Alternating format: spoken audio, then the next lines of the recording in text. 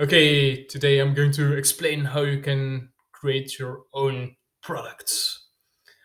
And it all starts with your brilliant idea. And here, this is something you have to do your own market research or just come up with a brilliant idea yourself. We will go into this more in a further video. But what it is important to remember is that you have to think about what type of material that you will use because this will greatly affect your production costs. A product in metal has a completely different uh, cost price than a product that is just paper or fabric. So this is clearly something you have to take into account if you have a small budget, that a product in plastic might not be attainable depending on the production methods. But we will get into this later on.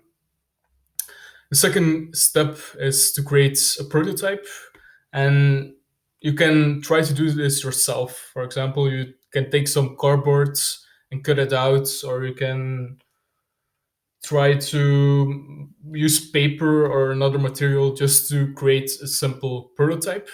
And it doesn't have to look anything like the final product, but just gives you a feel of how it should work and how it should look like.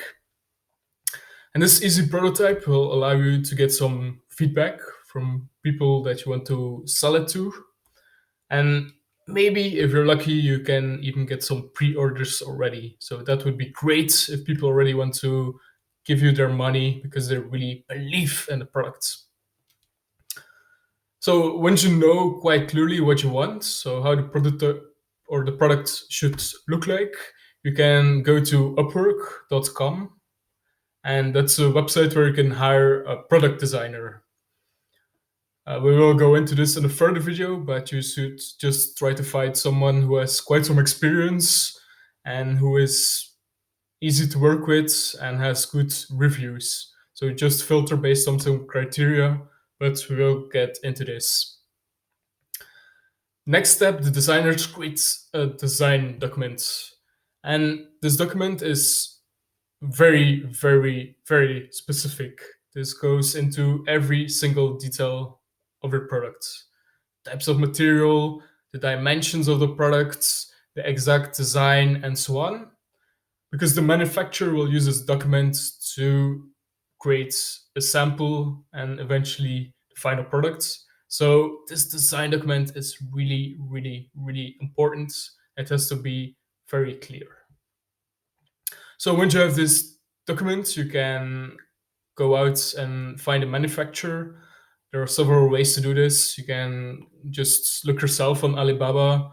You can go to a trade show, or you can hire a company to bring a manufacturer to you, which is the easiest option because these companies often can negotiate with several manufacturers and can help you to find the right one, because it might be challenging to find the best manufacturer for your products. And sourcing companies already have these contacts and they can bring you the manufacturers to you. So to find these companies, you can just search for sourcing company in Google, but we will get into this later as well. And then the step after this, when you have found your manufacturer, is to create the sample. And this is just a very small production batch, but these units will allow you to see if the manufacturer can deliver the quantity you want and also the quality that you want. So these samples are very important, as you can use these to iterate as well, to even refine the product even more. And you have to work with your manufacturer to really make sure that the samples are perfect before you commit to the next step, which is producing the products. And this is going to be a very important step. Then you, once the product is done, you send an inspection company to make sure that the production is done well.